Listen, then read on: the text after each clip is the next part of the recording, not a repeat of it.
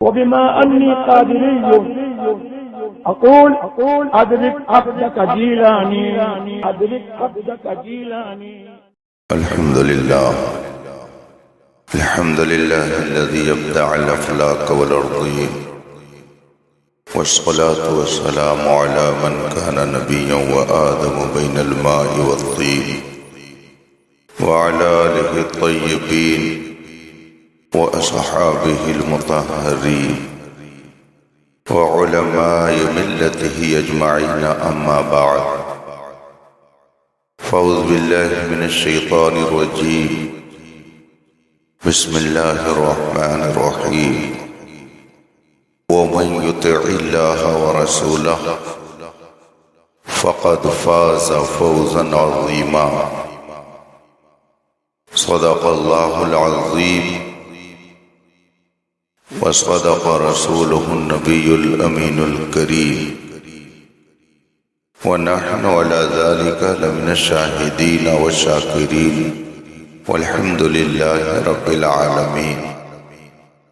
منبر پاک پر تشریف فرما ارباب علم و دانش، صاحبان فضل و کمال، بالخصوص صاحب سجادہ داماد ظل العالی، حاضرین محترم، السلام علیکم ورحمۃ اللہ تعالی وبرکاتہ.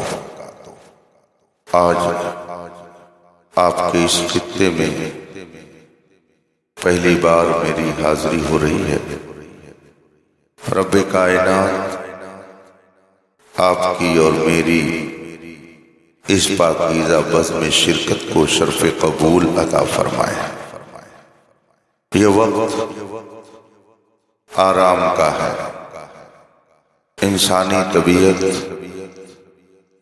آرام چاہتی ہے، لیکن آپ حضرات اپنے آرام کو تج کر صاحب عرس کی فیض و برکات لینے کے لیے بیٹھے ہوئے ہیں. علماء اور شعراء کے اشعار اور بیانات سے اپنے دل و دماغ کو روشن کر رہے ہیں. مولا تعالیٰ صاحب عرس کے فیض و برکات سے بھی آپ سب کو مالا مال فرمائے. آئیے مصطفیٰ جان رحمت سرور کائنات، فخر موجودات، نبی مکرم شفیع معظم صلی اللہ علیہ وآلہ وصحبہ وسلم کی بارگاہ قدس میں درود و سلام کا نذران عقیدت پیش کریں اور پڑھیں. اللہم صلی علی سیدنا و مولانا محمد معدن الجود والکرم والہ کرام اجمعین. مجھے کچھ اٹپٹا سا لگ رہا ہے، اس لیے آپ لوگ ہٹا لیجئے، اب اس کی ضرورت نہیں ہے. میرے خیال سے اب میرے بعد شاعر بھی نہیں آئیں گے کہ جن کی ضرورت آپ کو ہو. اس کو ہٹا لیجئے آپ لوگ. کچھ کھلے ہوئے ہیں، یہ کہتے ہیں کہ صرف بند ہے، اور بعد میں ہمارے پاس فون آتا ہے کہ آپ ویڈیو بنواتے ہیں، تو اس کا جواب کون دے گا؟ جگہ جگہ کے تجھے تھک چکے ہیں ہنگامے، نشاط لذت خواب گراں بدل ڈالو. غلط روی سے منازل کا بعد بڑھتا ہے، مسافر و روش کارواں بدل ڈالو. رات کے اس وقت میں مجمع سونے کے لیے بے قرار رہتا ہے، لیکن آپ کی یہ بیداری بتا رہی ہے کہ ابھی بھی ہماری صبح زندہ ہے، ہماری شام زندہ ہے. ہماری صبح زندہ ہے، ہماری شام زندہ ہے، ہمارے دل کی تختی پر نبی کا نام زندہ ہے. اللہ تعالیٰ اسی زندگی کے ساتھ رکھے. حضرات، اولیاء ملت کانفرنس کا عنوان بھی آپ نے پوسٹر میں دیکھا ہوگا، اور سے مقدس کا جھومر بھی اس کی پیشانی پہ لگا ہوا ہے۔ گویا آپ کو یہ پوسٹر پیغام دے رہا ہے کہ ہم اللہ کے ولیوں کے چاہنے والوں میں ہیں، ان کے نقش قدم پر چلنے والوں میں ہیں، ان کی تعلیمات پر عمل کرنے والوں میں ہیں۔ خدا کا شکر ہے کہ اس نے ہمیں اور آپ کو دنیا کی بے شمار نعمتوں سے مالا مال فرمایا ہے، اور اتنی نعمتیں اس نے عطا کی کہ خود اس کا فرمان ہے وَإِن تَعُدُّوا نِعْمَةَ اللَّهِ لَا تُحْصُوهَا، اگر تم اس کی نعمتوں کو شمار کرنا چاہو تو شمار نہیں کر سکتے۔ نعمتوں کی بہار ہے، آپ اپنے ماتھے کی آنکھوں سے دیکھتے رہتے۔ حضرت سیدنا شیخ سعدی شیرازی رحمت اللہ تعالی علیہ اپنے ایک ارشاد میں فرماتے ہیں، اے انسان، جب تو ایک سانس اندر لے جاتا ہے، یہ سانس کتنی قیمتی ہے۔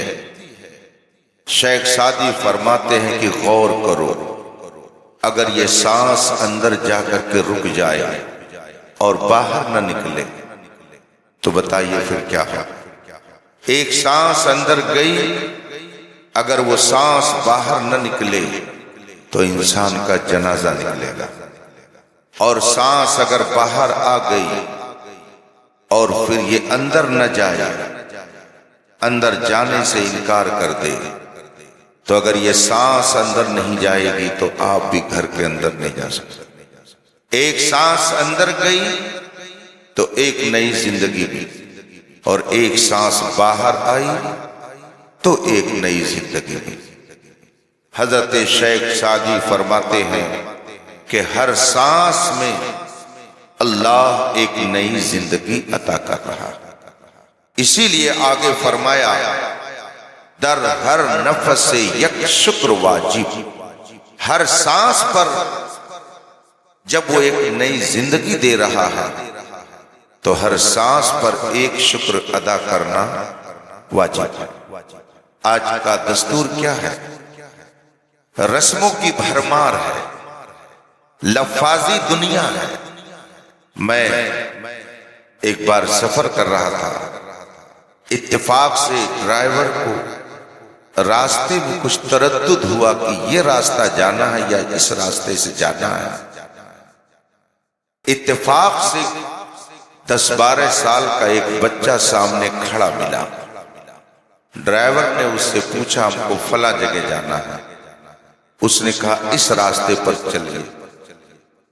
گاڑی آگے بڑھنے لگی تو وہ لڑکا کہتا کیا ہے، آپ نے تھینکس نہیں کہا اور چل دیے۔ مطلب کیا ہے، ایک بچہ بھی یہ چاہتا ہے کہ اگر میں نے آپ کو راستہ بتایا تو آپ پر احسان کیا، لہذا اس کا شکر ادا کرو۔ آپ بغیر تھینکس کہے آگے چلے گئے۔ تھینکس کہنا چاہیے تھا، تھینک یو کہنا چاہیے تھا، یعنی تمہارا شکریہ کہ تو نے راستہ بتایا۔ آپ نے تھینکس کہہ دیا، اس کا دل پرسکون ہو گیا۔ یہ لفظوں کی دنیا ہے، ہر بات پر تھینکس کہنا ایک مزاج بن گیا ہے۔ دھکا مار کر کے سوری کہہ دیجئے، ساری خطائیں معاف، یہ دنیا سمجھ رہی ہے۔ کسی نے آپ کے ساتھ کوئی احسان کیا، آپ تھینکس کہہ دیجئے، یہ بات ختم۔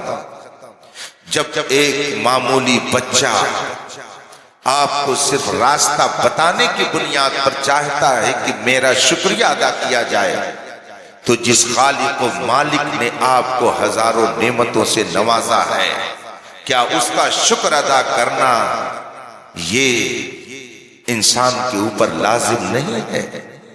در ہر نفس یک شکر واجب، ہر سانس پر ایک شکر ادا کرنا واجب ہے۔ حضرت شیخ سعدی نے فرمایا، اور اگر آپ اس طرح سے شکر ادا کرتے رہیں تو جتنی سانس اتنی مرتبہ سجدے اور رکوع میں جانا پڑے گا، مگر اس کا کرم دیکھیے، اس کی مہربانی دیکھیے، اس کی رحمت دیکھیے کہ وہ آپ کو ہمیشہ سجدے میں پڑا رہنے کا حکم نہیں دیتا، ہر دم آپ کو نماز پڑھنے کا حکم نہیں دیتا۔ عقل یہ چاہتی ہے کہ جب ہر دم وہ ہم کو نعمت دے رہا ہے تو ہر دم ہمیں اس کا شکر ادا کرنا چاہیے، مگر اس کا کرم ہے کہ اس نے ہر دم ہمیں شکر ادا کرنے کے لیے سجدے میں پڑے رہنے کا حکم نہیں دیا۔ حضرت شیخ سعدی شیرازی نے ہم کو یہ مزاج دیا کہ اگر اس نے تمہیں زندگی دی ہے تو اگر ہر دم سجدے میں نہیں پڑے رہتے ہو تو کم از کم جتنی بار اس نے حکم دیا ہے اتنی بار تو سجدے میں پڑے رہو۔ جس طرح سے اس نے شکر ادا کرنے کا حکم دیا ہے اس طرح سے تو اس کی نعمتوں کا شکر ادا کرو۔ قرآن کریم میں فرمایا گیا، لئن شکرتم لأزیدنکم، اگر تم شکر ادا کرو گے، میری نعمتوں کا شکرانہ پیش کرو گے، لأزیدنکم، تو میں تمہاری نعمتوں میں اور اضافہ کروں گا، اور اگر تم نے میرا شکر ادا کرنا چھوڑ دیا تو پھر سمجھ لو میرا عذاب بہت سخت ہے۔ آج ہم اور آپ عذاب میں گرفتار ہیں۔ خوش فہمی میں مبتلا مت رہیے۔ پہلے آتی تھی حال دل پہ ہنسی، اب کسی بات پر نہیں آتی۔ آج کا جو دن گزرا ہے، 2 اپریل کا جو دن گزرا ہے، کیا سمجھتے ہیں کہ یہ دن آ کر کے ایسے ہی چلا گیا؟ یہ آپ کی پیٹھ میں خنجر بھونک کر کے گیا ہے۔ یہ دن آپ کی زمین کو تنگ کر کے گیا ہے۔ یہ دن آپ کی درگاہوں کی حفاظت کو پرخ کے پرخچے اڑا کر کے گیا ہے۔ آپ نے میڈیا کے ذریعہ سن لیا ہوگا کہ کس طریقے سے آپ کی بربادیوں کے مشورے آسمانوں میں کیے جا رہے ہیں۔ وقف کی جائیداد آپ سے چھینی جا رہی ہے، مسکراہٹ کیسے آ رہی ہے؟ آپ کی مسجدیں مسمار کی جا رہی ہیں، آپ مسکرا کیوں رہے ہیں؟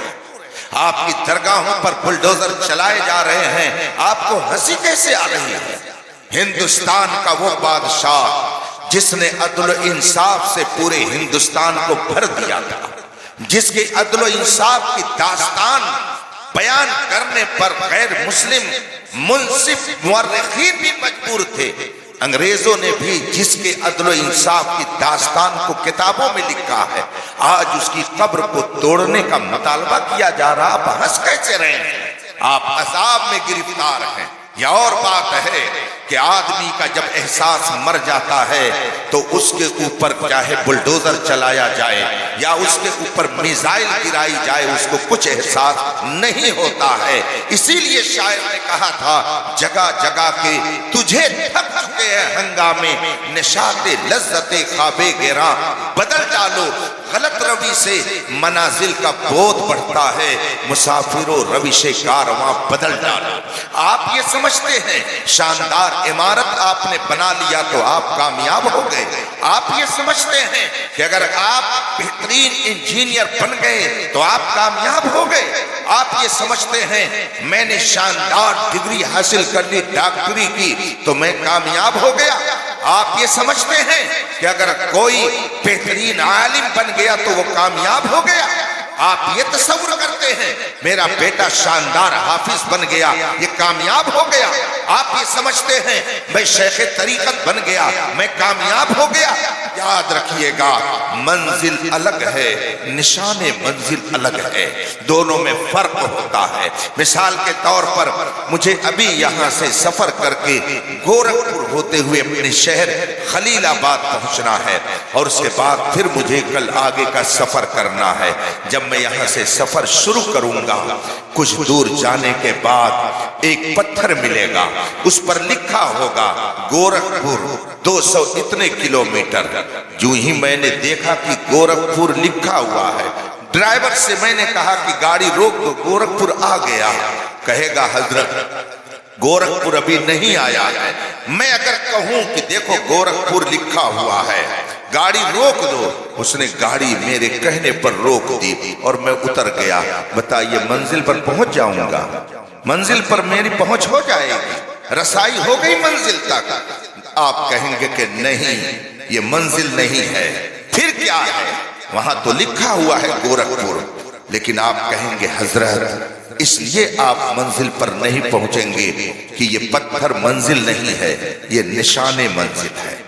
منزل کوئی اور چیز ہے، یہ نشان منزل ہے، یہ نشان ہے، یہ بتا رہا ہے کہ ابھی آپ کو اتنی دوری اور سفر کرنا ہے۔ منزل اور ہے، نشان منزل اور ہے۔ یہ درگاہ یہ منزل نہیں ہے، یہ نشان منزل ہے۔ یہ مدرسہ یہ منزل نہیں ہے، یہ نشان منزل ہے۔ یہ ڈگری یہ منزل نہیں ہے، یہ نشان منزل ہے۔ یہ روزہ یہ منزل نہیں ہے، یہ نشان منزل ہے۔ نماز یہ منزل نہیں ہے، یہ نشان منزل ہے۔ یہ بڑی بڑی عمارتیں یہ منزل نہیں ہے، یہ نشان منزل ہے۔ آپ نے نشان منزل کو منزل سمجھ لیا، آپ نے شاندار مکان بنا لیا تو آپ سمجھتے ہیں کہ میں منزل پر پہنچ گیا۔ آپ عالم بن گئے، بہترین مفتی بن گئے، شاندار خطیب بن گئے، بہترین حافظ بن گئے، عمدہ انجینئر بن گئے، اعلیٰ قسم کے ڈاکٹر بن گئے تو آپ سمجھتے ہیں میں نے منزل پا لیا۔ اسی لیے تو بھول بھلیا میں پڑ گئے۔ آپ نے نشان منزل کو منزل سمجھ لیا، اسی لیے آپ بھٹک گئے۔ یہ سب منزل ہے نہیں ہے، یہ سب نشان منزل ہے۔ منزل کیا ہے؟ منزل کیا چیز ہے؟ تو یاد رکھیے گا یہ ساری چیزیں نشان منزل ہے، اور منزل در حقیقت دربار مصطفیٰ ہے۔ منزل در حقیقت میرے مصطفیٰ کی اطاعت ہے۔ اسی لیے ڈاکٹر اقبال نے کہا تھا بمصطفیٰ برساں خیش را کہ دی ہماوس اگر بہو نرسی دی تمام بولہ بھی۔ خود کو دربار مصطفیٰ میں پہنچاؤ، اور اگر تم وہاں نہیں پہنچ سکے تو چاہے تم آسمانوں میں اڑتے رہو، تم سب کچھ ہو سکتے ہو مگر منزل تک پہنچنے والے کبھی نہیں۔ نعرہ تکبیر، نعرہ رسالت، مسلک اعلیٰ حضرت فیضان سرکار سرکاہی شریف عرس علائی حضور مفتی اختر حسین صاحب علی۔ نشان منزل الگ ہے، منزل الگ ہے۔ جو نشان منزل میں گم رہتا ہے اس کا عرس نہیں ہوتا، جو منزل تک پہنچ جاتا ہے اس کا یاد منائی جاتی ہے۔ جو منزل تک پہنچ جاتا ہے اس کے تذکرے کیے جاتے ہیں۔ سیدنا صدیق اکبر منزل تک پہنچ گئے تو آج پوری دنیا میں ان کا خطبے میں ذکر کیا جاتا ہے۔ ابھی کل پرسوں آپ نے جمعہ کی الوداع کی نماز پڑھی، خطیب نے خطبے کے اندر کہا خصوصاً علی افضل البشر بعد الانبیاء بالتحقیق سیدنا و مولانا ابی بکر صدیق۔ سب سے پہلے نبیوں کے بعد سب سے بڑا رتبہ صدیق اکبر کو ملا۔ یہ رتبہ صدیق اکبر کو کیوں مل گیا؟ گھر بنانے کی وجہ سے، زمین لینے کی وجہ سے، پراپرٹی کی وجہ سے، اقتدار کی وجہ سے نہیں، یہ رتبہ ملا ہے دربار مصطفیٰ میں۔ اسی لیے امام احمد رضا نے فرمایا بخدا خدا کا یہی ہے در، نہیں اور کوئی مفر مقر، جو وہاں سے ہو یہی آ کے ہو، جو یہاں نہیں تو وہاں نہیں۔ مطلب کیا ہے؟ جو دربار مصطفیٰ میں نہ پہنچ سکا وہ دربار خدا میں بھی نہیں پہنچ سکتا ہے۔ آج کچھ لوگ کہتے ہیں جب ہم نے سب کچھ پا لیا تو اب نبی کی ضرورت کیا ہے؟ ڈائریکٹ خدا سے مانگو۔ ایک سلسلہ چل رہا ہے ایسے لوگوں کا، ڈائریکٹ خدا سے مانگو۔ میں کہتا ہوں زندگی بھر کہتے رہیے لا الہ الا اللہ، لا الہ الا اللہ، آپ زندگی بھر کہتے رہیے مگر محمد رسول اللہ نہ کہیے تو آپ خدا تک کیا ایک دارالفتاء کے مفتی تک نہیں پہنچ سکتے ہیں۔ اس لیے کہ کوئی مفتی بھی نہیں کہے گا کہ آپ مسلمان ہو، آپ کے مومن ہونے کے لیے کوئی مفتی بھی فتویٰ نہیں دے سکتا ہے۔ گویا خدا تک پہنچنے کے لیے دربار مصطفیٰ تک پہنچنا ضروری ہے، اور جو دربار مصطفیٰ تک نہیں پہنچے گا وہ کبھی بھی خدا تک نہیں۔ سبحان اللہ۔ کچھ لوگ سمجھتے ہیں یہ مکہ شریف کے ہیں، یہ مدینہ شریف کے ہیں، یہ فلاں جگہ کے ہیں۔ ہمارے یہاں تو اس کا تصور بعد میں دیا جاتا ہے۔ ابھی کچھ روز پہلے ایک جگہ ایسے ہی مسئلہ پیش آ گیا تو ایک صاحب نے کہا حضرت یہ فلاں شریف سے آئے ہوئے ہیں، ان کے خلاف کیسے آپ گفتگو کریں گے؟ ذرا لحاظ کرنا پڑے گا۔ میں نے کہا کہ تم نے اسلام کی تاریخ نہیں پڑھی ہے، اسلام کی اگر تاریخ تم نے پڑھی ہوتی تو ایسا جملہ نہیں بولتے۔ الحمدللہ ہم تو رسول پاک کے ایسے شیدائیوں میں ہیں کہ اگر کوئی مکہ شریف سے آئے، کوئی مدینہ شریف سے آئے، مگر محمدی بن کر کے نہ آئے تو وہ سب کچھ ہو سکتا ہے مگر ہمارا نہیں ہو سکتا ہے۔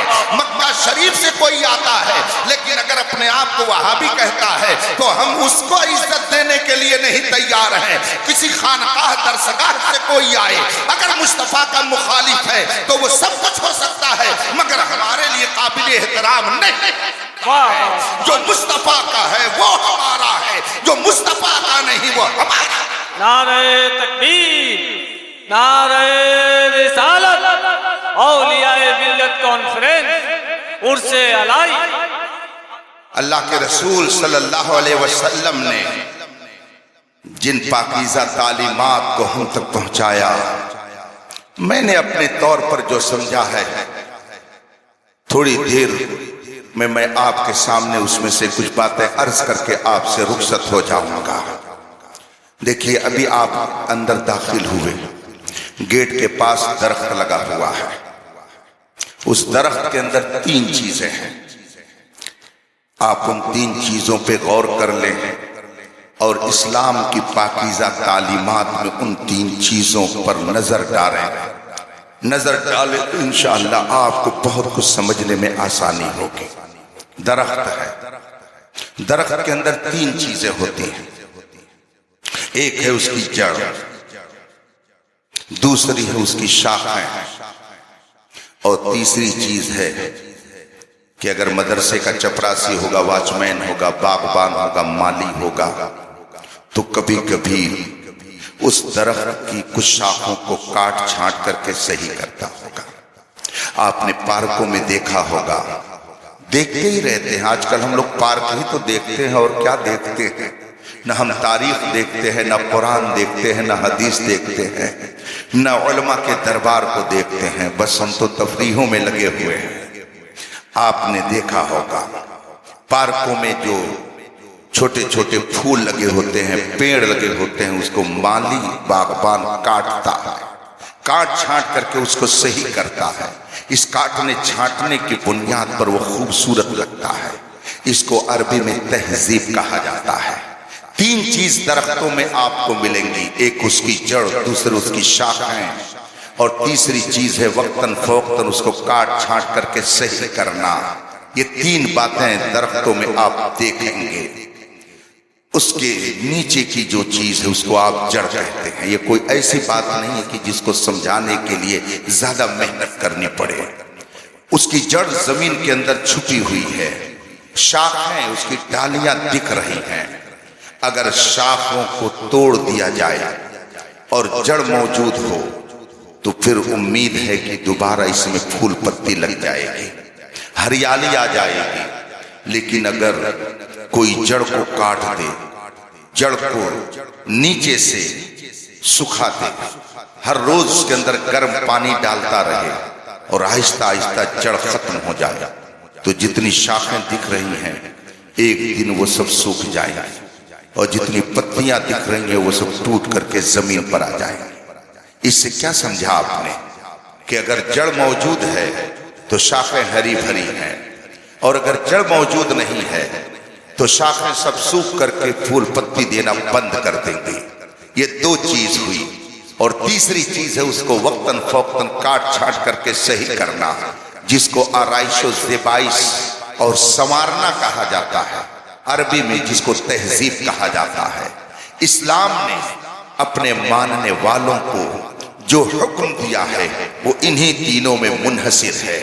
ایک ہے بنیاد، ایک ہے عمل جس کو آپ شاخ کہہ دیجئے، ایک ہے تہذیب و تمدن۔ عقیدہ جو آدمی کے دل کے اندر ہوتا ہے، ہاتھ اور پیر میں عقیدہ نہیں ہوتا، عقیدہ دل و دماغ میں ہوتا ہے، یہ چھپا ہوا ہوتا ہے۔ جس طریقے سے درخت کی جڑ چھپی ہوتی ہے اور اس کی شاخیں دکھتی ہیں، ایسے ہی عقیدہ دل و دماغ میں چھپا ہوا ہوتا ہے، اور شاخوں کی طرح آپ سمجھ لیجئے اعمال کو۔ عقیدہ الگ ہے، جیسے جڑ الگ ہے، شاخیں الگ ہیں، جیسے عمل الگ ہے۔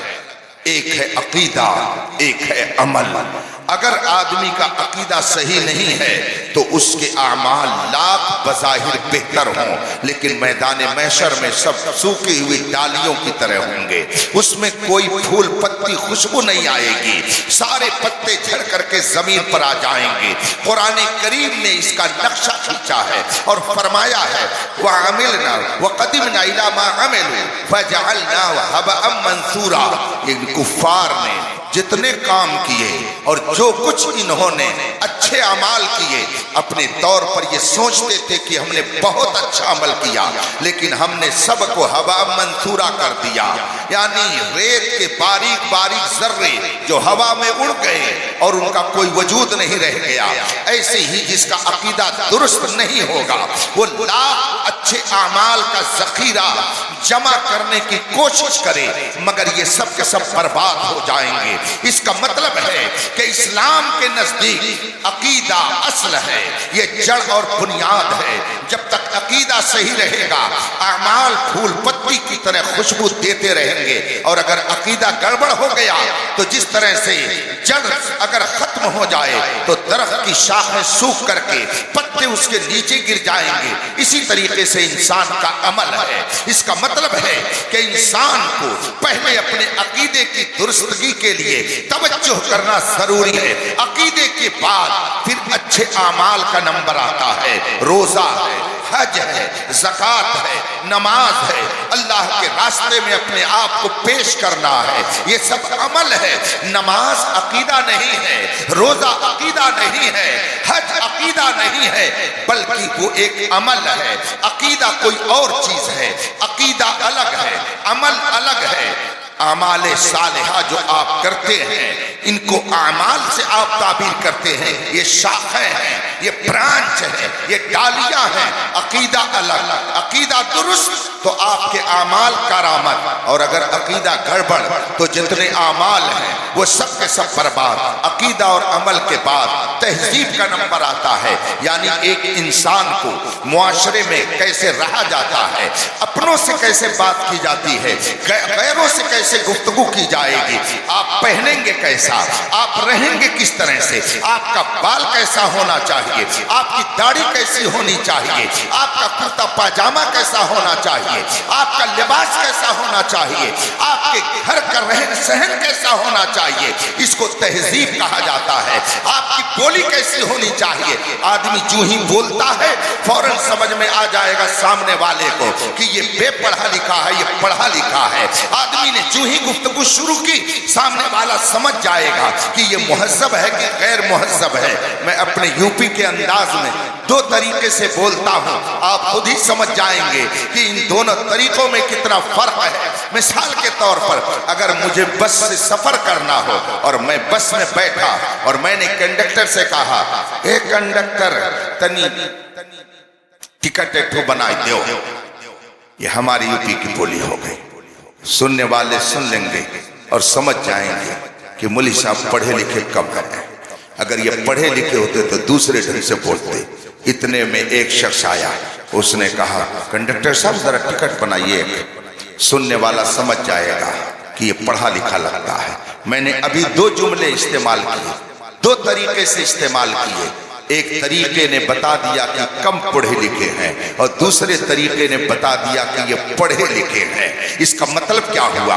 آدمی کی بولی سے پتا چلتا ہے کہ آدمی کی تہذیب کیسی ہے، آدمی کے اٹھنے بیٹھنے سے پتا چلتا ہے کہ آدمی کی تہذیب کیسی ہے، آدمی کی رفتار و گفتار سے پتا چلتا ہے کہ آدمی کی تہذیب کیسی ہے، ملنے سے پتا چلتا ہے، معاشرے میں اٹھنے بیٹھنے سے پتا چلتا ہے کہ آدمی کی تہذیب کیسی ہے۔ اسلام نے بہترین عقیدہ دیا، ایسا عقیدہ دیا کہ پوری کائنات میں اس سے بہتر کوئی عقیدہ نہیں ہو سکتا ہے۔ اسلام نے وہ عقیدہ دیا کہ جس عقیدے کی بنیاد پر ہم نے انسانیت کے جوہر کو پہچان لیا۔ یہ ایک سجدہ جسے تو گرا سمجھتا ہے، ہزار سجدوں سے دیتا ہے آدمی کو نجات۔ یہ عقیدہ اسلام نے دیا کہ ایک خدا کو مانو۔ آج تو بہت سے ویل اپ ٹو ڈیٹ पढ़े लिखे डॉक्टर इंजीनियर कहने वाले आते हैं वीडियो पर, आते हैं वो फेसबुक पर, आते हैं व्हाट्सएप के जरिया और उनका तारुफ कराया जाता है। ये कौन है?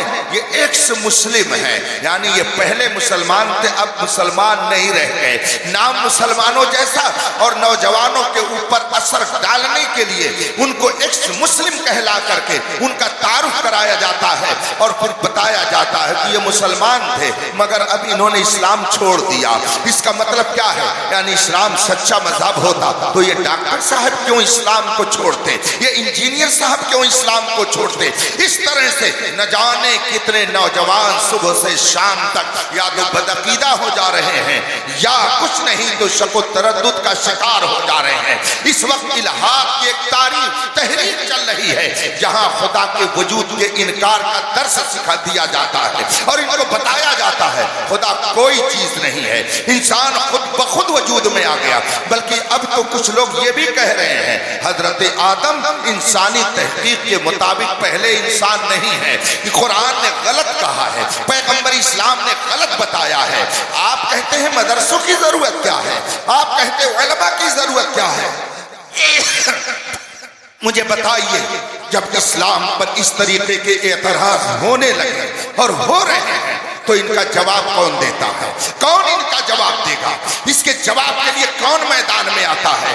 आज दुनिया में हजारों मसाइल पैदा हो रहे हैं, इन मसाइल को हल करने के लिए कौन टीम बैठती है? कौन लोग हैं जो जायज और नाजायज का फर्क बताकर किताब व सुन्नत की रोशनी में आपकी रहनुमाई करते हैं? इस वक्त इस तरह से इस्तिराब और बेचैनी की एक लहर दौड़ रही है कि कोई मुसलमान कहलाने के बावजूद खुदा के वजूद का इनकार करता है, कोई रसूल पाक पर तबर्रा करता है, कोई कहता है हम न सुन्नी न वहाबी, हम तो मुस्लिम है किताबी। वो किताबी मुसलमान अपने आप को बताने के लिए बेचैन नजर आता है।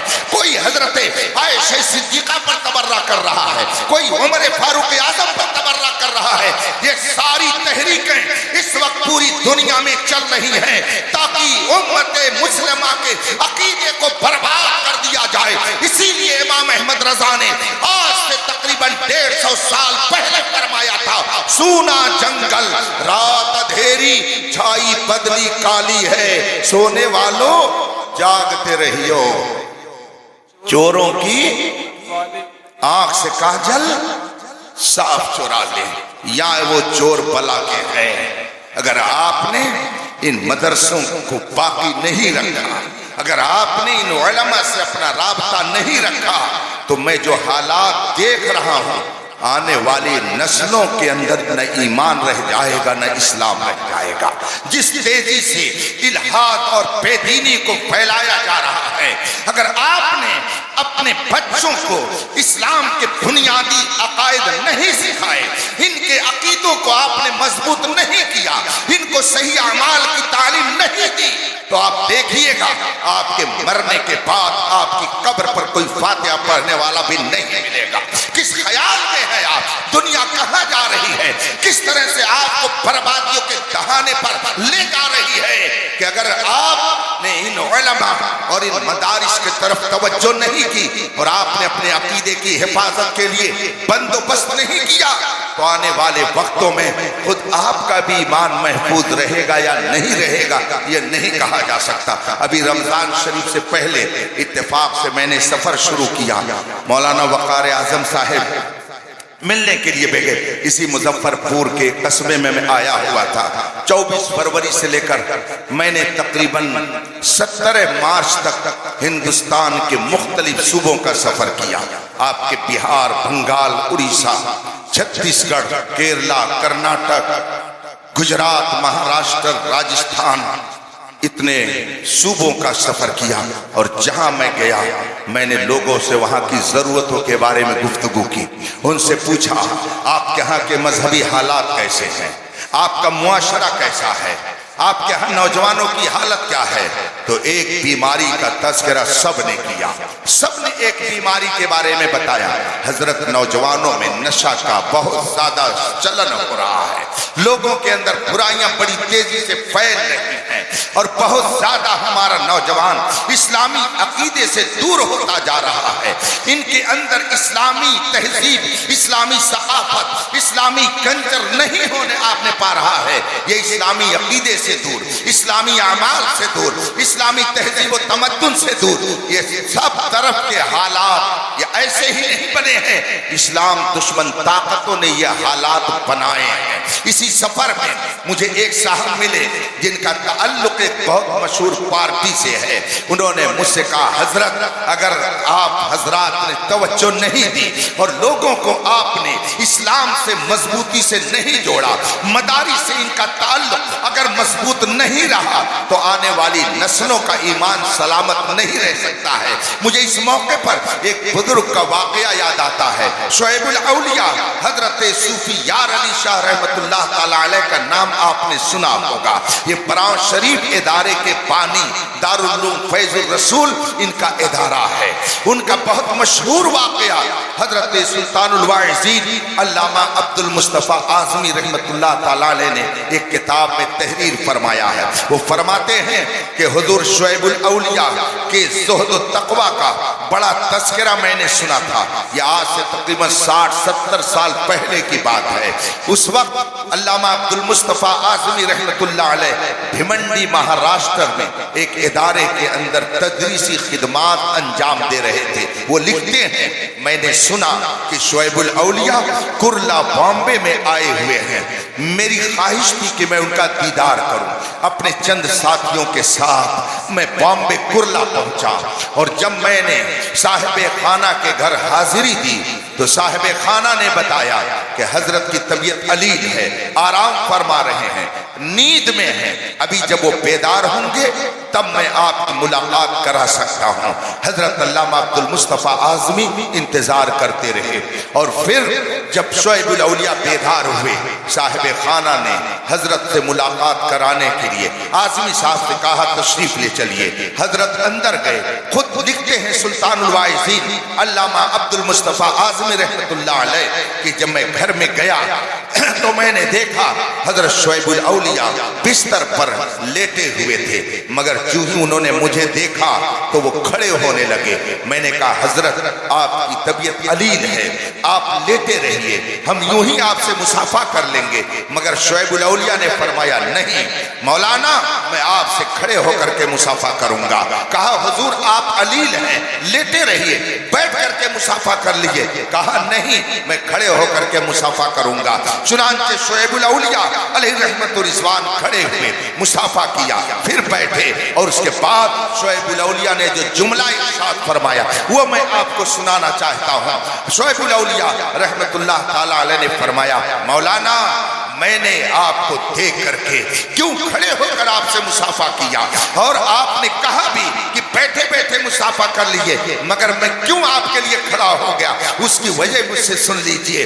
کہا علامہ اعظمی نے حضرت بتائیے آخر کیوں آپ نے اتنے اصرار سے اس طرح کا عمل وجود میں لا کر کے ہماری عزت افزائی کی۔ شعیب الاولیاء نے فرمایا کہ مولانا ہم سے زیادہ آپ علم رکھتے ہیں، ہم سے زیادہ آپ تاریخ پڑھنے والے ہیں، آپ نے یہ پڑھا ہے، آپ کو یہ معلوم ہے کہ حضرت موسیٰ علیہ السلام جب دنیا سے تشریف لے گئے ان کے ماننے والوں نے چند ہی برسوں کے بعد ان کی تعلیم کو بدل ڈالا، ان کی تعلیم بدل گئی، توریت کے اندر تبدیلی انہوں نے پیدا کر دی۔ ان کے ماننے والوں نے حضرت موسیٰ علیہ السلام کی تعلیم کو بدل ڈالا۔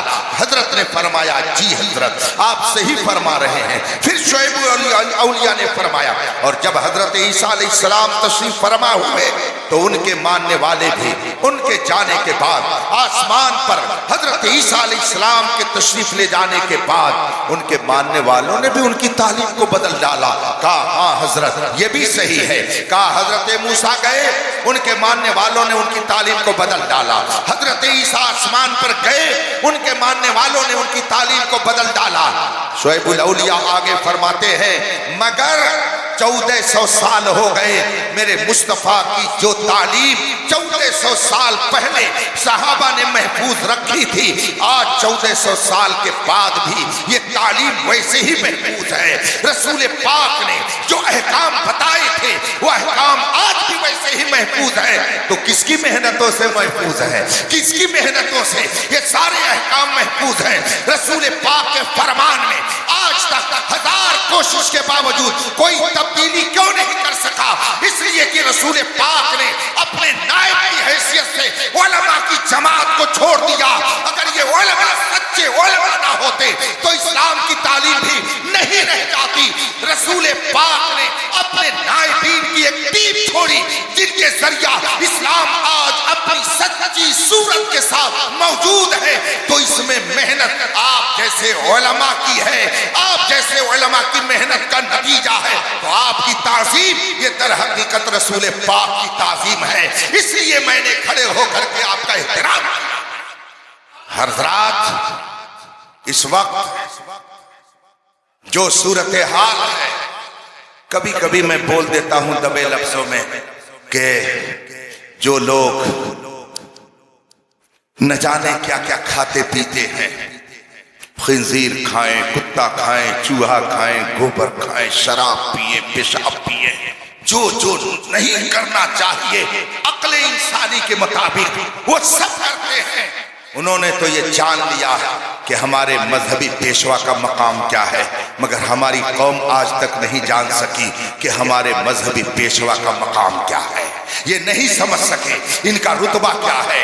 یہ محفوظ ہیں تو آپ کا دین محفوظ ہے، آپ کا عقیدہ محفوظ ہے، آپ کا عمل محفوظ ہے۔ یہ نہیں رہیں گے تو نہ آپ کا عقیدہ صحیح رہ سکتا ہے، نہ آپ کا عمل صحیح رہ سکتا ہے۔ 3 چیزیں اسلام نے آپ کو خصوصیت کے ساتھ دی تھی، اور آج تینوں پر حملہ کرنے کی کوشش ہی نہیں بلکہ حملہ کر کے نہ جانے کتنوں کو برباد کر ڈالا گیا ہے۔ ایک ہے عقیدہ، دوسرا ہے عمل، اور تیسری چیز ہے تہذیب۔ عقیدہ یہ بنیاد ہے، عمل یہ شاخیں ہیں، اور کیسے آپ کو رہنا ہے، کیسے اٹھنا بیٹھنا ہے، یہ آپ کی تہذیب ہے۔ اور ان تینوں پر حملہ اس وقت اسلام دشمن طاقتیں کر رہے ہیں۔ آپ کو حالات کا مجھ سے زیادہ علم رکھتے ہیں۔ خدا کے واسطے، خدا کے واسطے آپ اپنے عقیدے اور اپنے اعمال کی حفاظت کیجیے، تہذیب اور کلچر کی حفاظت کیجیے۔ اگر آپ کا عقیدہ صحیح نہیں رہا تو آپ کے عمل کا کوئی فائدہ نہیں۔ عقیدہ بنیاد ہے، اور اس عقیدے میں بنیادی حیثیت عقیدہ توحید اور عقیدہ رسالت کو حاصل ہے۔ عقیدہ توحید کیا ہے؟ خدا ایک ہے، اس کا کوئی شریک نہیں ہے، اس نے اس کائنات کو بنایا ہے، وہی اس کائنات کو چلاتا ہے، یہ عقیدہ توحید ہے۔ اور عقیدہ رسالت کیا ہے؟ کہ اللہ نے حضرت آدم علیہ السلام سے لے کر ہمارے آقا و مولا صلی اللہ علیہ وسلم تک 1,00,000 کم و بیش 2,24,000 نبیوں کو بھیجا، اور پہلے نبی حضرت آدم علیہ السلام اور آخری نبی ہمارے آپ کے آقا و مولا جناب محمد رسول اللہ صلی اللہ علیہ وسلم ہے۔ یہ عقیدہ رسالت ہے، وہ عقیدہ توحید، یہ عقیدہ رسالت ہے۔ ان دونوں عقیدوں کو بنیادی حیثیت حاصل ہے، اور اسلام دشمن طاقتیں چاہتی ہیں کہ ان دونوں عقیدوں کو برباد کر دیا جائے۔ چنانچہ اس وقت آج آپ دیکھ رہے ہیں کہ نہ جانے کیسے کیسے انداز سے عقیدہ توحید کو برباد کیا جا رہا ہے۔ آپ کو یہ پڑھایا جاتا ہے، آپ کو یہ بتایا جاتا ہے کہ اگر آپ ان کی طرح بھی کچھ کام کر لیں گے تو آپس میں میل محبت بڑھے گی، یکجہتی کا مظاہرہ ہوگا، اتحاد باقی رہے گا۔ مجھ سے ایک ڈاکٹر صاحب نے بتایا کہ حضرت میں نے اپنے گھر کے ایک فرد کا ایک کالج میں داخلہ کرا دیا، ایڈمیشن ہو گیا۔ میں نے کہا بڑی اچھی بات ہے، کہا وہ ڈاکٹری پڑھنے کے لیے تیار، تو میں نے اسی لائن میں اس کو ڈال دیا۔ میں نے کہا بہت اچھی بات ہے۔ 1 مہینے کے بعد ان کا میرے پاس فون آیا اور انہوں نے مجھ سے کہا کہ حضرت اس نے فون کر کے مجھے عاجز کر دیا کہ ابو مجھ کو یہاں سے نکالیے، میں یہاں نہیں پڑھنے کو، میں یہاں کسی حالت میں پڑھنے کے لیے تیار نہیں ہوں۔ ڈاکٹر صاحب نے مجھ سے بتایا کہ میں مجبور ہو کر گیا اور میں وہاں سے لے کر کے آ گیا۔ میں نے پوچھا بیٹے بات کیا تھی، کیوں تم نے اس طرح سے انکار کیا؟ تو اس نے جواب دیا ابو بات یہ ہے کہ آپ نے مجھ کو دین کی تعلیم دی ہے، آپ نے مجھ کو مذہبی ماحول میں رکھا ہے، لیکن جب میں وہاں پڑھنے کے لیے گیا تو میں نے یہ دیکھا کہ کلاس روم میں جب جایا جاتا ہے تو وہ یہاں وہاں پر قد آدم کے برابر ایک مجسمہ رکھا ہوا ہے، اور جو کلاس میں جائے گا اسے اس مجسمے کو ہاتھ جوڑ کر کے سلامی پیش کر کے ہی اندر جانا ہے۔ چونکہ میں نے مذہبی ماحول میں آنکھیں کھولی ہے، آپ نے مجھے دین پڑھایا ہے، آپ نے مجھے عقید توحید بتایا ہے کہ خدا کے علاوہ کسی مجسمے کے سامنے ہاتھ نہیں جوڑا جا سکتا۔ اس لیے میں نے جب یہ منظر دیکھا کہ جس بچے کو کلاس میں انٹری لینی ہے تو اسے مجسمے کے سامنے نست مستق ہونا ہے، اس لیے میں نے تہیہ کر لیا کہ میرا جاہل رہنا اچھا ہے مگر بے ایمان بننا مجھے گوارا نہیں ہے۔ اس لیے میں نے آپ سے کہا کہ مجھے یہاں سے لے چلیے۔ یہ میں ایک کالج کی بات بتا رہا ہوں، نہ جانے کتنی جگہ پر ایسا ہوتا ہے۔ عقید توحید کو برباد کرنے کے لیے کتنی اسکیمیں اس وقت چل رہی ہیں، مجھ سے زیادہ شاید آپ اس سے آگاہ ہوں۔ اس لیے آپ اپنے بچوں کے دل و دماغ میں یہ بات بٹھا دیجئے کہ موت خدا دیتا ہے، زندگی خدا دیتا ہے، اور جو لمحہ موت و زندگی کا متعین ہے پوری دنیا مل کر کے اس کے خلاف اگر کرنا چاہے تو نہیں کر سکتی ہے۔ پوری دنیا آپ کے قتل پر جمع ہو جائے اور خدا نہ چاہے تو آپ قتل نہیں کیے جا سکتے ہیں۔ یہ عقیدہ اپنے بچوں کے دل میں بٹھائیے، جب ایسا عقیدہ ان کا رہے گا تو وہ کہیں گے ہر جفا ہر ستم گوارا ہے۔ یا رسول اللہ اتنا کہہ دے کہ تو ہمارا۔ ماشاءاللہ، نعرہ تکبیر، نعرہ رسالت، مسلک اعلیٰ حضرت عرس اعلیٰ چکنا شریف، حضور مناظر اہل سنت حضرت علامہ مفتی صحیح بات یہ ہے علیمی کہ ابھی ہم نے ایمان کو صحیح ڈھنگ سے سمجھا ہی۔ علماء بیٹھے ہیں، آپ ان سے پوچھ لیجیے ایمان حضور صلی اللہ علیہ وسلم جو کچھ خدا کی طرف سے لے کر آئے اس پر یقین کرنے کا نام ایمان ہے۔ یقین کیا چیز ہے جانتے ہیں؟ یقین کس کو کہتے ہیں معلوم ہے؟ یہ یقین کون سی بلا ہے؟ ایک مثال سے میں سمجھاؤں، اگرچہ یہ رات متحمل نہیں ہے، یہ وقت متحمل نہیں ہے، شاید کہ اتر جائے تیرے دل میں میری بات۔ مثال کے طور پر ابھی چند طلبہ کی فراغت ہوئی، دستار بندی ان کی ہوئی، حافظ قرآن ہوئے، ان کی تہنیت کے لیے، ان کی مبارکبادی کے لیے اشعار پڑھے گئے۔ مثال کے طور پر اس میں سے ایک حافظ قرآن کو میں نے کھڑا کیا اور اس سے میں نے کہا ذرا دوسرا پارہ شروع سے سناؤ، دوسرے پارے کی ابتدا جہاں سے ہوتی ہے پڑھو۔ اس حافظ قرآن نے پڑھنا شروع کیا اور کہا سَيَقُولُ السُّفَهَاءُ مِنَ النَّاسِ۔ ایک آیت پڑھی، میں نے اس کو ڈانٹا اور میں نے کہا کہ یہی تم نے یاد کیا ہے، یہی یاد کیا ہے تم نے، تمہارے استاد نے یہی پڑھایا ہے۔ میں دوسرے پارے کی ابتدا سے پڑھنے کے لیے کہہ رہا ہوں۔ اب وہ سوچ میں پڑ گیا، سوچ میں پڑ گیا۔ تھوڑی دیر کے بعد لڑکھڑائی زبان سے کہتا ہے سَيَقُولُ السُّفَهَاءُ مِنَ النَّاسِ۔ میں نے پھر ڈانٹا، اب وہ سوچ میں پڑ گیا، بول ہی نہیں پا رہا۔ ایک طالب علم یہ ہے اور اتفاق سے ایک دوسرے حافظ قرآن کو بھی بلایا جس کی دستار ہوئی۔ میں نے اس سے کہا ذرا دوسرے پارے کو شروع سے سناؤ، دوسرے پارے کی ابتدا جہاں سے ہوتی ہے اسے پڑھو۔ اس نے کہا بسم اللہ الرحمن الرحیم سَيَقُولُ السُّفَهَاءُ مِنَ النَّاسِ مَا وَاللَّهُ عَنْ قِبْلَتِهِمُ الَّتِي كَانُوا عَلَيْهَا۔ میں نے کہا یہی یاد کیا ہے؟ تمہارے استاد نے یہی تم کو پڑھایا ہے؟ آج اسی چیز کی دستار بندی ہو رہی ہے۔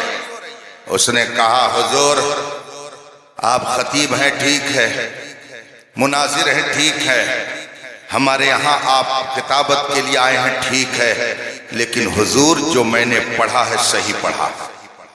میں نے اس کو ڈانٹا، کہا حضور ڈانٹیے نہیں، مار بھی لیجئے، مگر جو میں پڑھ رہا ہوں وہی صحیح ہے، یہی صحیح ہے۔ ڈانٹا مگر وہ کہہ رہا ہے دوسرے پارے کی ابتدا یہی سے ہے، سیقول الصفا، یہی سے دوسرے پارے کی ابتدا ہے۔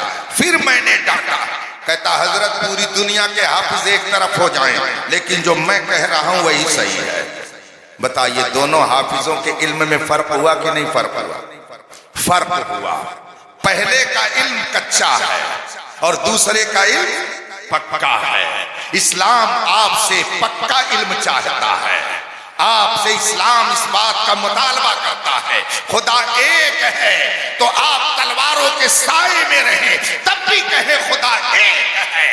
جب یہ منزل آئے گی تب کہا جائے گا کہ اللہ نے آپ کو یقین کی دولت عطا فرما دی ہے۔ آپ خواب میں رہیں، سوتے رہیں اور آپ سے کوئی پوچھے آپ کے نبی کی شان کیا ہے تو خواب میں سوتے ہوئے بھی کہہ دیں کہ آپ میرے نبی کی شان پوچھتے ہو، اللہ کی سرتابہ قدم شان ہے یہ، انسان ہی انسان، وہی انسان ہے یہ۔ قرآن تو ایمان بتاتا ہے انہیں، ایمان یہ کہتا ہے میری جان۔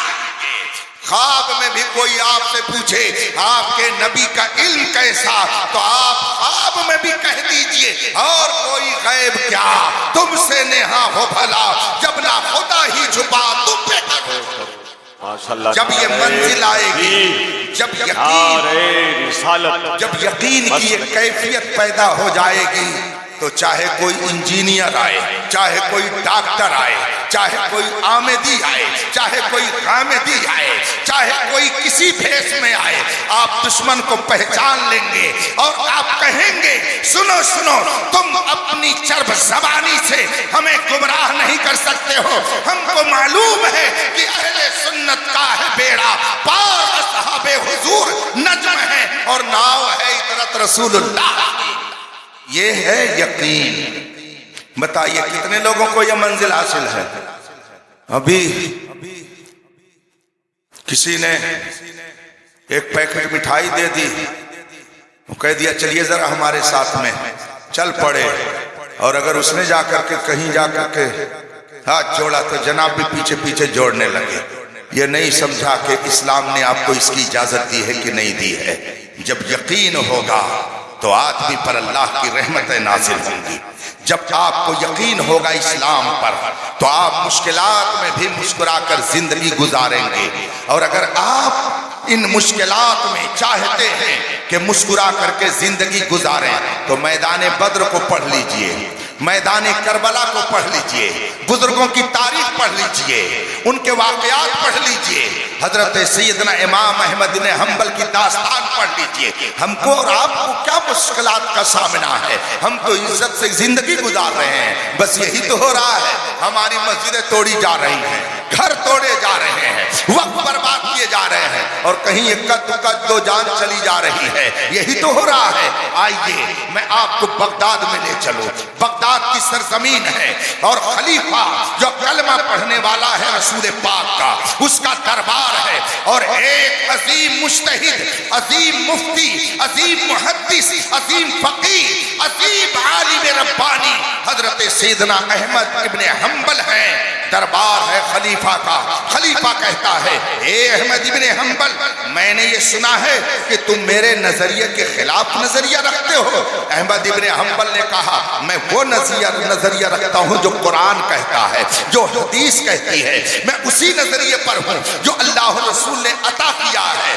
بادشاہ جلال میں آ گیا، اس کے حواریوں نے اس کو مشورہ دیا، احمد ابن حنبل کی جرات کیسے ہوئی کہ آپ کے نظریے کی مخالفت کرے، جیل میں ڈال دیا جائے۔ امام احمد ابن حنبل کو جیل میں ڈالا گیا، مگر جیل میں ڈالنے سے پہلے روب دکھانے کے لیے بادشاہ وقت نے کہا جلاد کو بلایا جائے۔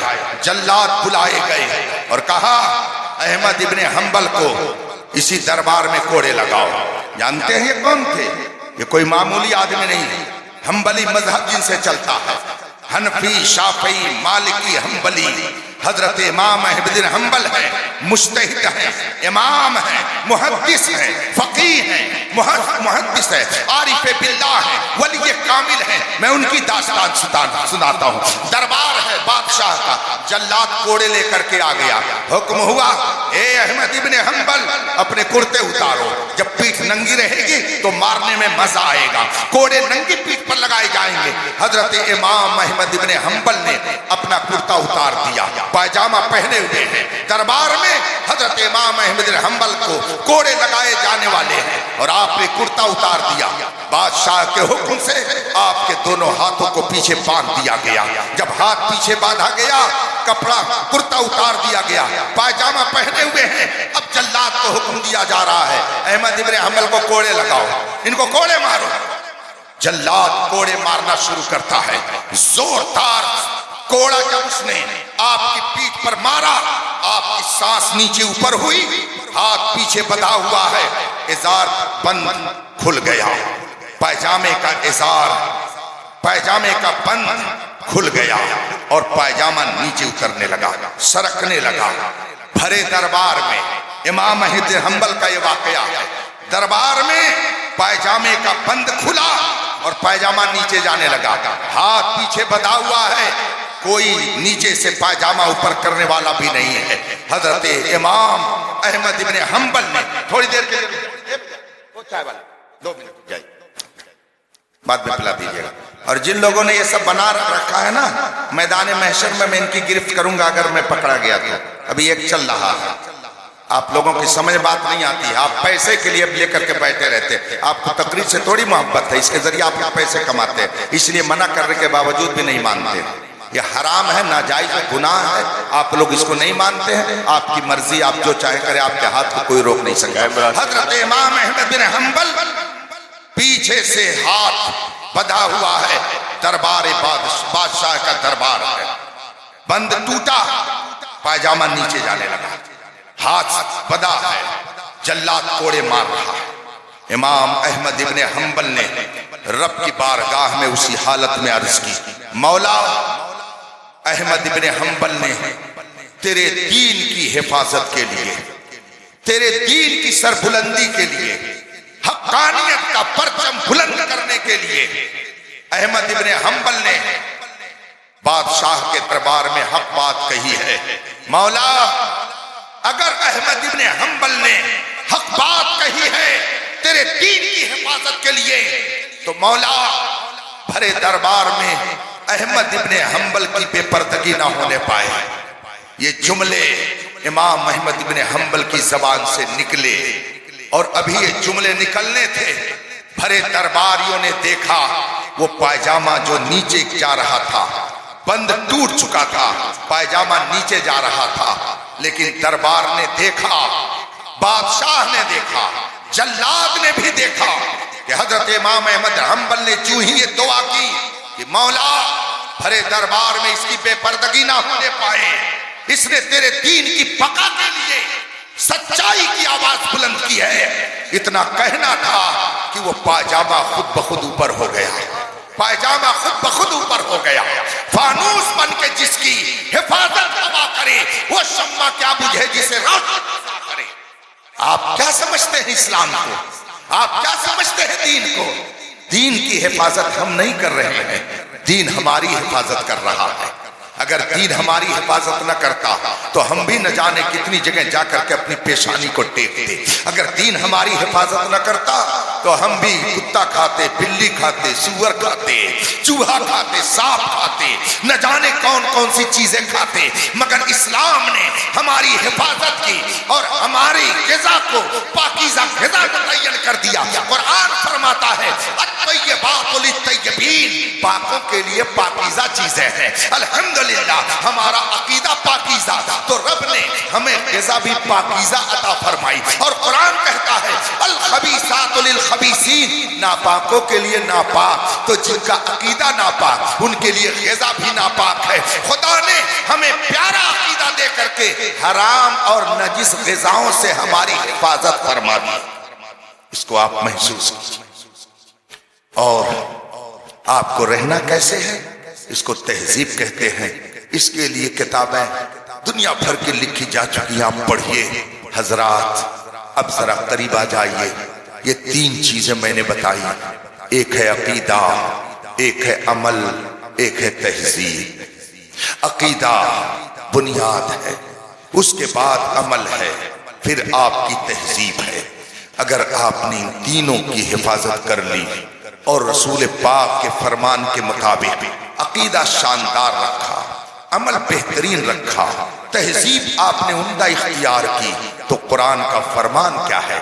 وَمَن يُطِعِ اللَّهَ وَرَسُولَهُ فَقَدْ فَازَ فَوْزًا عَظِيمًا۔ جس نے اللہ و رسول کی فرما برداری کی وہ ایک کلاس کا کامیاب انسان ہو گیا۔ ایک کلاس کا کامیاب انسان وہی ہے جس نے اللہ و رسول کی اطاعت و فرما برداری کی۔ یہ میں نہیں کہتا، یہ قرآن کہتا ہے۔ اب مجھے آپ بتائیے، اللہ کی اطاعت آپ کب کریں گے؟ رسول پاک کی فرما برداری آپ کب کریں گے؟ سچا عقیدہ آپ کیسے رکھیں گے؟ اچھی تہذیب آپ کے اندر کیسے آئے گی جب آپ کو پتہ ہی نہیں رہے گا صحیح عقیدہ کیا ہے، آپ کو پتہ ہی نہیں رہے گا صحیح عمل کیا ہے؟ آج جائیے جمعہ میں، جمعہ کے دن آپ دیکھیے مسجد میں اگر 200 نمازی ہیں، میں یہ تو نہیں کہتا کہ آپ کے ہاں بھی ایسے ہی ہوگا، مگر بہت ساری مسجدوں میں میں نے دیکھا ہے۔ آپ مسجدوں میں جا کے دیکھیے، اگر 200 نمازی ہیں تو اس میں 100 نمازی تو ایسے ہوں گے کہ قانون کے مطابق جن کی نمازیں نہیں ہوتی ہوں گی۔ اور اگر ایسا نہیں ہے تو صبح جا کر کے کسی مفتی صاحب کو مسجد میں کھڑا کر دیجئے اور ان کی نمازوں کا جائزہ وہ لے کر کے اور بتائیں کہ کتنے لوگوں کی نمازیں صحیح ہو رہی ہیں۔ نہ جانے کتنے نوجوان ہیں وہ کھڑے ہوں گے، ایسے بغل میں دیکھیں گے، ادھر دیکھیں گے۔ خدا کی بارگاہ میں جس قوم کو کھڑا ہونے کا طریقہ نہیں معلوم ہے اس کو اور جگہ کھڑے ہونے کا طریقہ کیا معلوم ہوگا؟ نماز میں کتنے لوگ ہیں کہ جب سجدے میں جاتے ہیں کسی کا پیر اٹھا ہوتا ہے، کسی کا پیر کھڑا رہتا ہے۔ یہ تربیت گاہ نہیں ہے، ورنہ میں عمل کر کے بتاتا۔ اگر کسی نے سجدہ کیا اور اس کا پیر ایسے ہی لگا رہا تو پوچھ لیجئے علماء سے، سجدہ نہیں ہوتا ہے۔ اور کسی نے کھڑا کر دیا، ایسے کھڑا رکھا، تب بھی سجدہ نہیں ہوتا ہے۔ سجدے کے لیے ضروری ہے کہ کم از کم اس کا ایک انگوٹھا، اور پھر واجب 2 اور انگلیاں ہیں، ایک انگوٹھا کا لگنا فرض ہے اور 2 انگلیوں کا اور لگا رہنا واجب ہے۔ اگر اس طرح سے آپ کا انگوٹھا اور 2 انگلیاں نہیں مڑی ہیں تو آپ کا سجدہ نہیں ہوگا۔ جب سجدہ نہیں ہوگا تو نماز نہیں ہوگی۔ آپ نے مسئلہ بھی سن لیا تو میں آپ کی بات نہیں کرتا، لیکن کسی مسجد میں جا کر کے دیکھ لیجئے گا، بوڑھے ہو گئے ہیں، نماز پڑھتے پڑھتے بڑھاپا آ گیا ہے، مگر صحیح ڈھنگ سے سجدہ کرنے کا طریقہ نہیں معلوم ہے۔ نہ جانے کتنے نوجوان ایسے ہیں کہ جو جمعہ میں ایک دن ہفتے میں آتے ہیں، ہاتھ میں کڑا پہننے کا بھی ایک رواج چلا لیا ہے، بلکہ اب تو کانوں میں کچھ لوگ بالیاں لٹکائے رہتے ہیں۔ کچھ گناہ وہ ہیں کہ جب تک آپ کریں گے تب تک اس کے گناہ کا میٹر چلے گا، لیکن آپ نے اگر آنکھ بند کر لی، آپ سو گئے تو گناہ کا میٹر رک گیا۔ مثال کے طور پر معاذ اللہ کوئی فلم دیکھ رہا تھا تو جب تک آنکھ کھولے ہوئے ہے اس کا گناہ ملے گا، آنکھ بند کر لیا سو گیا، اب گناہ نہیں ملے گا، اس لیے کہ اب گناہ سے رک چکا ہے۔ لیکن اگر کسی نے سونے کی لاکٹ گلے میں پہن رکھی ہے، چاندی کی لاکٹ پہن رکھی ہے، ہاتھ میں کڑا پہن رکھا ہے، کانوں میں اس نے بالیاں ڈال رکھی ہیں، تو چاہے وہ سوئے، چاہے وہ جاگے، چاہے وہ چلے، چاہے وہ بیٹھے، جس حالت میں رہے اس کے گناہ کا میٹر چلتا رہتا ہے، اس کو گناہ ملتا رہتا ہے۔ اور جمعہ میں اسی حالت میں مسجد میں پہنچ گیا، کڑا ہاتھ میں ہے، کانوں میں بالیاں پہنے ہوئے اور مسجد پہنچ گیا، اور اگر مسجد کے امام نے تقریر کر دیا کہ ایسے نوجوانوں کی نماز نہیں ہوتی تو آ کے باہر کہتا اسی لیے تو نماز پڑھنے نہیں جاتے ہیں، جائیے تو مولانا لوگ ہزار مسئلہ بتاتے رہتے ہیں۔ بلکہ اب تو حالت یہ ہے کہ اگر متولی نے کوئی غلط کام کیا ہے اور امام نے اگر ایسی تقریر کر دی جبکہ اس کو نشانہ نہیں بنایا تھا، لیکن اتفاق سے وہ بھی اس کی لپیٹ میں آ گیا، تو متولی کہے گا امام صاحب آپ رہیں گے نہیں، چلیے بوریا بستر یہاں سے اٹھائیے، جائیے یہاں سے۔ میں کرناٹک گیا، میری عادت ہے کہ جب میں نکلتا ہوں سفر میں تو اگر کوئی شہر آیا وہاں کے حالات کا جائزہ لیتا ہوں، یہاں کتنے اپنے لوگ ہیں، کتنے سنی صحیح عقیدہ ہیں، کتنے بد عقیدہ ہیں، کتنی اپنی مسجدیں ہیں۔ کرناٹک کے ایک شہر میں بائی روڈ میں سفر کر رہا تھا، میں نے پوچھا کہ کون سا شہر آیا؟ کہا یہ شہر بلاری ہے، یہ لوہوں کا شہر ہے۔ میں نے کہا چلیے اچھی بات ہے۔ شہر سے گاڑی گزر رہی تھی، ہم نے کہا مسجدیں یہاں کتنی ہیں؟ بتایا اتنی مسجد ہے۔ ہم نے کہا بڑی مسجد؟ کہا ایک مسجد بہت بڑی ہے، لیکن حضرت اتفاق ہے کہ کوئی امام 6 مہینے سے زیادہ اس میں ٹک نہیں پاتا ہے، رک نہیں پاتا ہے۔ ہم نے کہا کیوں؟ کہا اس لیے کہ اگر امام نے کبھی سود کے خلاف تقریر کر دی تو دوسرے ہی روز متولی اس کا بوریا بستر لاد دیتا ہے۔ ہم نے کہا ایسا کیوں؟ کہا متولی چونکہ سود خور ہے اس لیے وہ اپنے خلاف تقریر سننا گوارا نہیں کرتا اور مسجد سے اس کو فوراً نکال دیتا ہے۔ میں سوچنے لگا اس واقعے کے بعد کہ اگر آپ ایک مسجد میں اختیار پا گئے، ایک مسجد پہ آپ کا اقتدار ہو گیا، تو آپ اپنے خلاف نہیں دیکھنا سننا چاہتے ہیں، اور اگر آپ کے نظریے کے خلاف کوئی بولتا ہے تو آپ مسجد سے بھگا دیتے ہیں۔ تو اگر ملک پر کوئی قبضہ کیے ہوئے ہے اور آپ کے نظریے کے خلاف ہے تو آپ کو اگر نہیں دیکھنا چاہتا تو آپ چیختے چلاتے کیوں ہیں؟ یہ نظریہ تو آپ نے اپنے گھر میں پیدا کیا ہے، پہلے اپنے آپ کو سنبھالو پھر دوسروں پہ نکتہ چینی کرو۔ جگہ جگہ کے تجھے تھک چکے ہیں ہنگامے، نشاط لذت خواب گرا بدل کر۔ ہم دیکھتے ہیں بیچارہ مدرس 6 مہینہ یہاں پڑھایا، اور اگر سچائی پر قائم ہے، منیجر صاحب نے کہا حضرت شعبان آ رہا ہے آپ حساب کر لیجئے گا۔ کیوں بھائی؟ نہیں وہ آپ سے نہیں پٹے گی، آپ ہمارے مزاج کے مطابق نہیں رہتے ہیں۔ گویا اگر منیجر کہے کہ دن کو رات ہے، مدرس کہہ دے کہ رات ہے، تب تو وہ اچھا مدرس ہے، اور اگر دن کو کہے نہیں دن ہے تو وہ ہمارے مزاج کے مطابق نہیں۔ آپ کے مزاج کے مطابق اگر امام نہیں تو آپ مسجد سے نکال دے رہے ہیں۔ تو اگر کسی کے مطابق اور کسی کے مزاج کے مطابق آپ کا عقیدہ نہیں، ملک سے بھگا دے رہا تو چیختے چلاتے کیوں ہیں؟ یہ تو آپ ہی سے سیکھ کر کے لوگ کر رہے ہیں۔ اس لیے اس نظریے کو بدلیے، سچائی پر قائم رہیے، اللہ و رسول کی اطاعت کیجیے، مسجدوں کی حفاظت کیجیے۔ اور یہ پیسہ جو بٹور کر کے لوگ رکھے ہوئے ہیں، یہ کون؟ یہ ارب پتی ہے۔ یہ کون ہے؟ ارے جنہوں نے 4 منزلہ مکان بنایا، بڑا خوبصورت منزلہ، بہت عمدہ عمارت بنائی، اور ان کے اگر پہنچ گئے، ارے بھائی ذرا ایک کمرہ مدرسے میں بنانا ہے ضرورت۔ کیا بتائیں حضرت، آج کل ذرا نٹھالا ہے اور کام صحیح نہیں چل رہا ہے۔ حرام کاری میں خرچ کرنے کے لیے 1 لاکھ روپیہ فوراً نکل جاتا ہے، لیکن جب دین کی بات آتی ہے تو ہمارا معاشرہ کہتا ہے کہ اس وقت ذرا کاروبار ٹھیک نہیں چل رہا ہے۔ مجھے رسول پاک کی حدیث یاد آ گئی، وہ سنا کر کے میں اپنی گفتگو ختم کر دوں گا۔ اللہ کے رسول صلی اللہ علیہ وسلم نے فرمایا، آدمی کہتا میرا مال میرا مال میرا مال، اللہ کے رسول فرماتے ہیں تیرا مال صرف وہ ہے جو تو نے کھا لیا، اور تیرا مال وہ ہے جو تو نے پہن لیا، اور تیرا مال وہ ہے جو تو نے اللہ کے راستے میں دے دیا۔ بقیہ تیرا مال نہیں ہے، تیرے بعد آنے والوں کا ہے، تیرے بیٹوں کا ہے، تیرے وارثوں کا ہے۔ اللہ کے رسول فرماتے ہیں تیرا مال صرف وہی ہے جو تو نے کھا لیا وہ تیرا ہو گیا۔ حضور فرماتے ہیں جو پہن لیا وہ تیرا ہو گیا، اور جو اللہ کے راستے میں دے دیا وہ تیرا ہو گیا، بقیہ تو تیرے وارثوں کا ہے۔ اور جو یہ دیا اس کے بارے میں اللہ کے رسول کیا فرماتے ہیں؟ ہماری اور آپ کی ماں، پوری کائنات کے مومنوں کی ماں، ام المومنین حضرت عائشہ رضی اللہ تعالیٰ عنہ سے روایت ہے، وہ فرماتی ہیں کہ اللہ کے رسول صلی اللہ علیہ وسلم کے پاس کہیں سے تحفے میں گوشت آیا۔ اب تو گوشت کا نام لیتے ہوئے بھی ڈر لگتا ہے، اس لیے کہ کہہ دیں گے کہ یہ گائے کا گوشت ہے جس کا تذکرہ کر رہے ہیں۔ یہاں تو بات کرنے کو ترستی ہے زبان میری، عجب حال بنا رکھا ہے لوگوں نے۔ اللہ ملک کے حالات کو بہتر بنائے۔ گوشت کہیں سے آیا، حضرت عائشہ رضی اللہ تعالیٰ عنہ بیان کرتی ہیں اللہ کے رسول نے وہ مجھے گوشت دے دیا، گوشت زیادہ تھا، میں نے محلے میں کچھ تقسیم کر دیا، اور تھوڑا سا گھر کے لیے رکھ لیا۔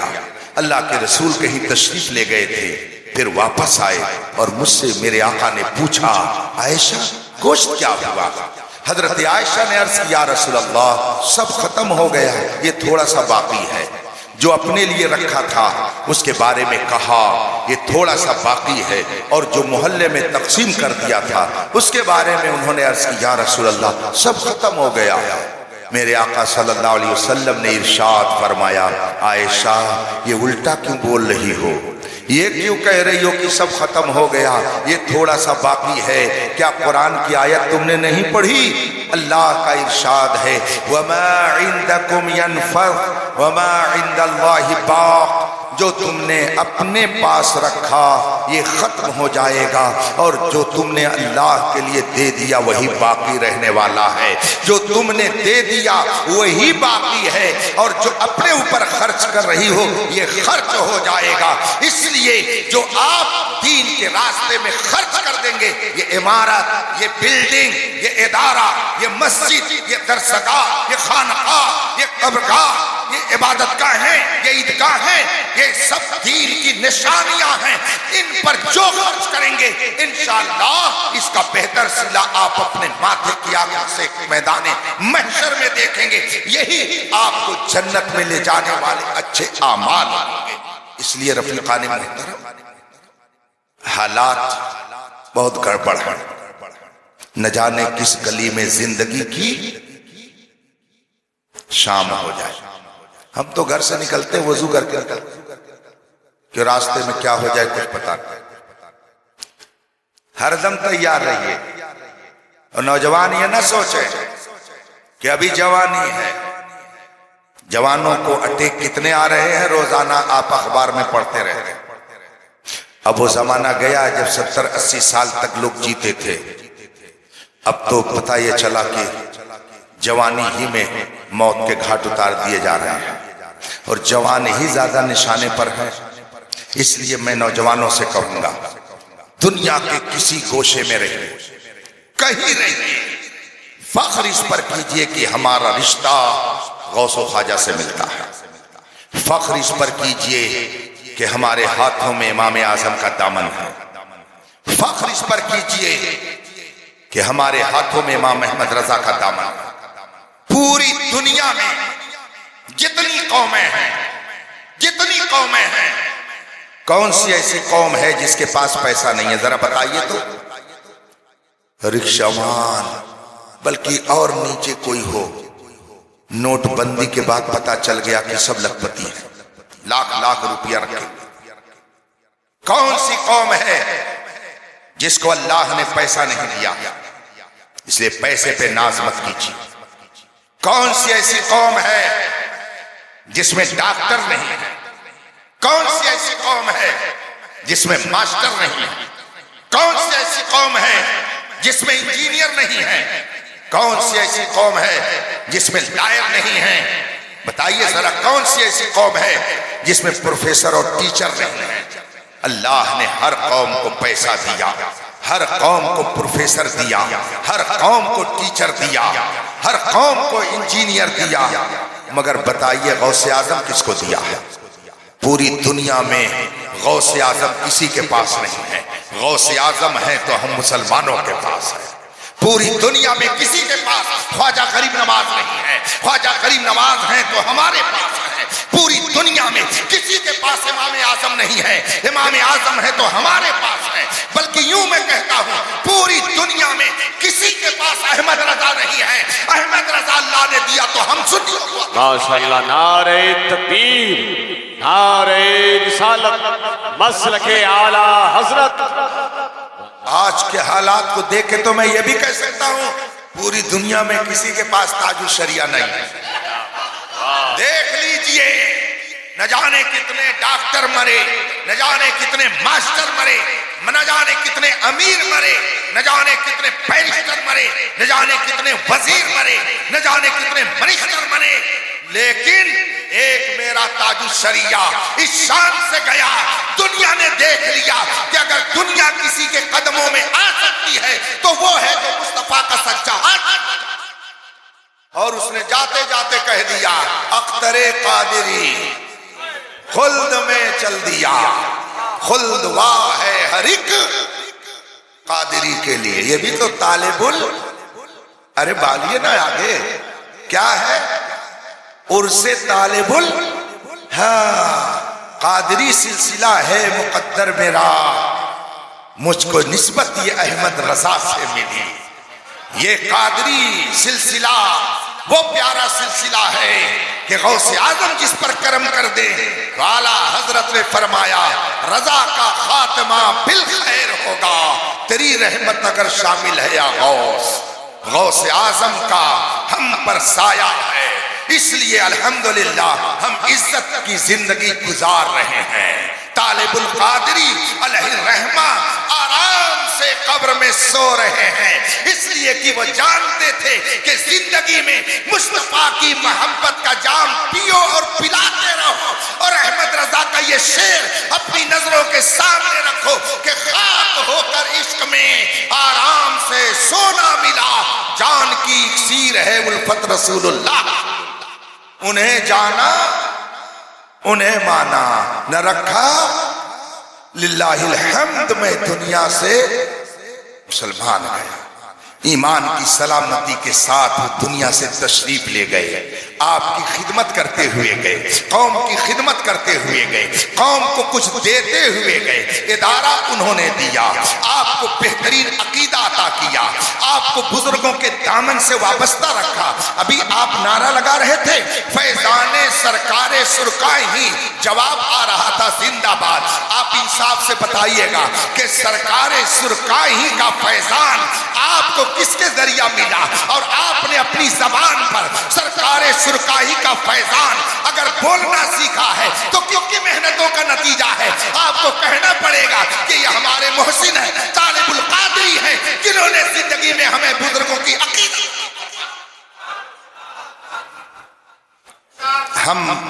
ہم لوگ ناشکرے نہیں ہیں، سنی لوگ شکر گزار ہوتے ہیں، جس کا کھاتے ہیں اس کا گاتے ہیں، تو ہم ان بزرگوں کی کھاتے ہیں تو ان کی۔